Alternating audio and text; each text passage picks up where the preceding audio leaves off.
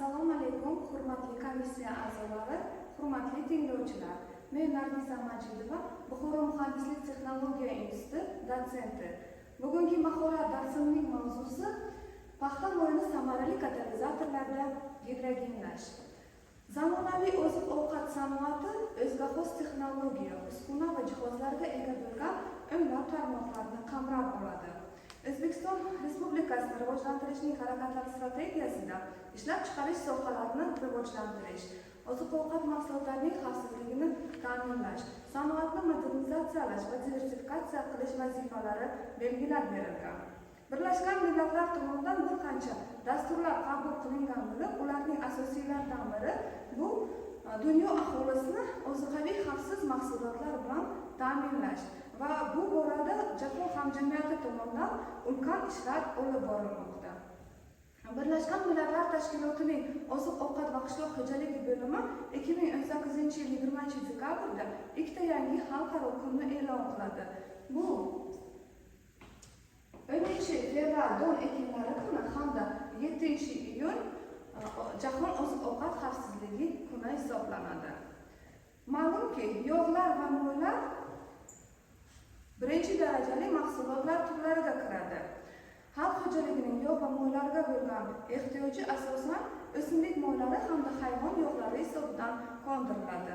Lekin mo'ylarning faqatgina bir qismi qattiq holatda bo'ladi. Qolgan qismi esa bu o'simlik suyuq mo'ylari. Vaholanki qattiq yog'larga bo'lgan ehtiyoj juda ham katta. Qattiq yog'lar margarin mahsulotlari ishlab chiqarishda, atir va xo'jalik sovunlari olishda, qandolatchilik mahsulotlari ishlab chiqarish uchun silliq yog'lar olishda qo'llaniladi. MDH davlatlarida qattiq yog'lar miqdori chegaralangan, o'simlik mo'ylari esa yetarli darajada ishlab chiqariladi. Shu sababli biz o'simlik mo'ylarini modifikatsiyalab, ularni qattiq holatga aylantiramiz. Bu jarayon peritrifikatsiya hamda gidrogenizatsiya jarayonlari usullari yordamida amalga oshiriladi. Lekin bu payda ham bir muammo paydo bo'ladi. Ya'ni gidrogenizatsiya yoki peritrifikatsiyalash jarayonida transkislotalar hosil bo'ladi. Biz bilamizki, transkislotalar inson organizmida hazm bo'lmaydi. Ular uzoq muddat qonda aylanib yuradi hamda qon tomir, qon yurak kasalliklariga olib keladi. Afsuski, biz sanoat miqyosida bunday qayta ishlangan yog'lardan to'laligicha voz kecha olmaymiz. Shu sabab biz bu muammoni hal qilish uchun gidrogenizatsiya jarayonining maqbul shart-sharoitlarini o'rganishimiz kerak yoki yangi katalizatorlarni, transesoner qobiliyati kam bo'lgan katalizatorlarni tanlashimiz kerak bo'ladi.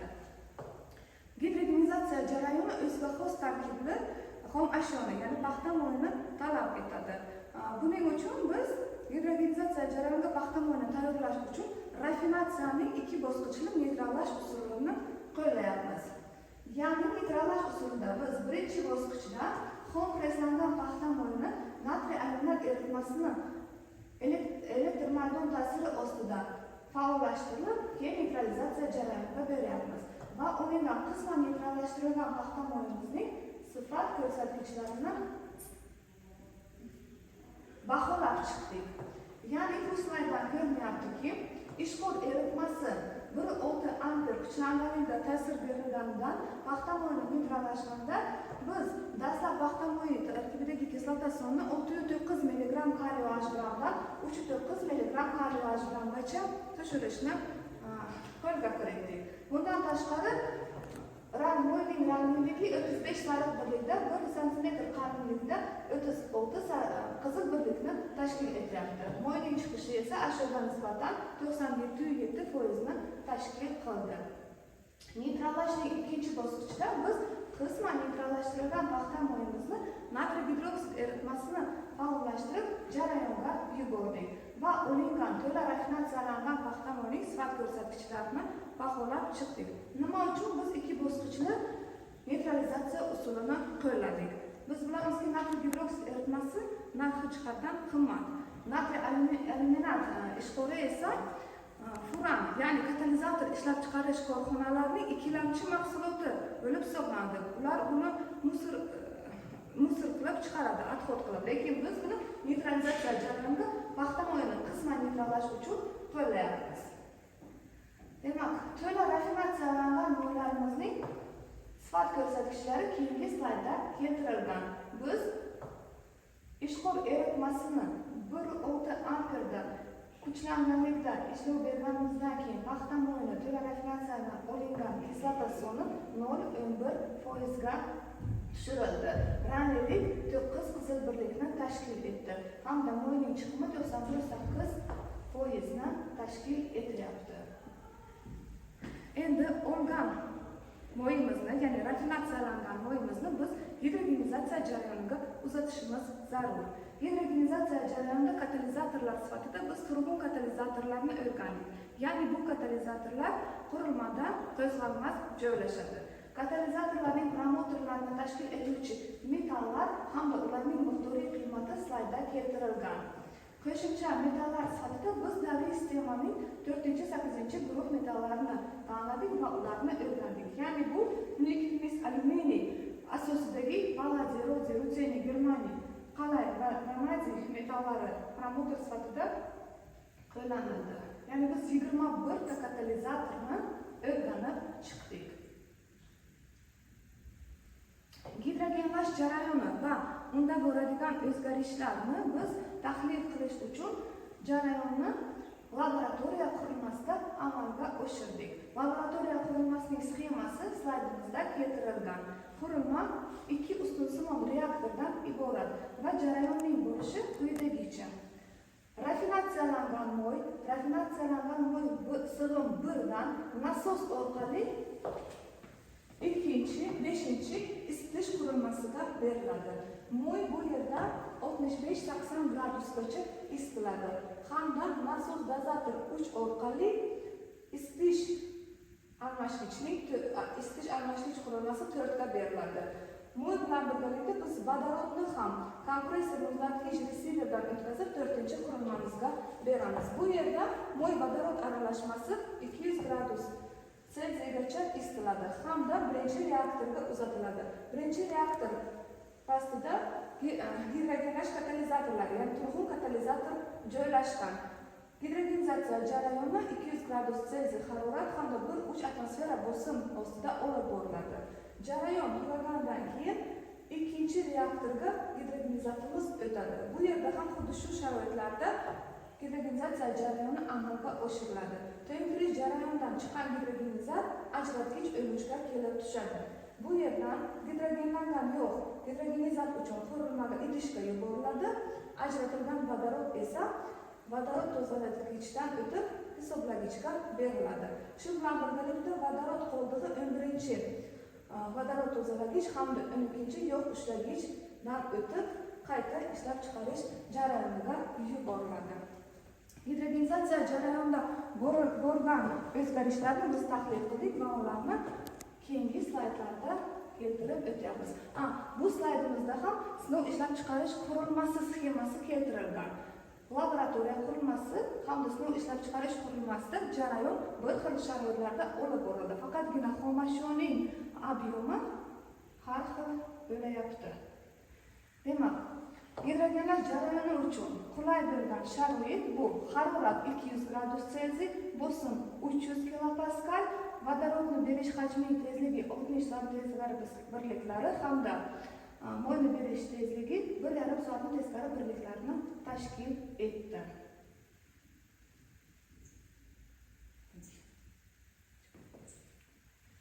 Keyingi slaydda gidrogenizatsiya jarayonida kuzatilgan o'zgarishlar va ularning tahlilini biz ko'rsatyapmiz. Ya'ni slaydimizning tepa qismida olingan salamas tarkibidagi nikel miqdorining gidrogenizatsiyalash jarayoni davomiga ta'sirini biz o'rgandik. Hamda gidrogenizatsiya jarayoni 10 soat davom etganda nikel miqdori salamas tarkibida keskin tushishini biz kuzatdik. Olingan salamas tarkibidagi kislota soni va olingan salamasning erish temperaturasi bir-biriga bog'liqligi. Olingan salamaslarning erish temperaturasi 32 gradus Selsiyadan sal oshganda biz kislota sonining oshganini ham kuzatdik. Pastki qismda ashyoni uzatish hajmining tezligi hamda olingan salamaslar tarkibidagi yod soni to'g'risida ma'lumot keltirilgan. Jarayon 180-200 gradus Selsiyda olib borildi va bu jarayonda ashuni berish hajmi tezligi 1,5 soat teskari birliklari bo'lganda, demak 65%gacha yod soni tushirilyapti. 200 gradus Selsiy 1,5 soat teskari birliklarda esa bu ko'rsatkich 60% ni tashkil etdi.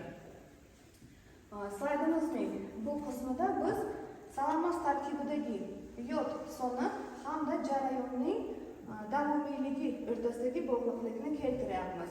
Jarayon ikki xil katalizatorda olib borildi. Ya'ni birinchi nikel mis alyuminiy promotorlanmagan katalizator hamda promotorlangan nikel mis alyuminiy rodiy vanadiyli 21-katalizator va jarayon 75 minut davom etganda promotorlanmagan katalizatorlarda yod soni 70%gacha tushirilishiga erishildi.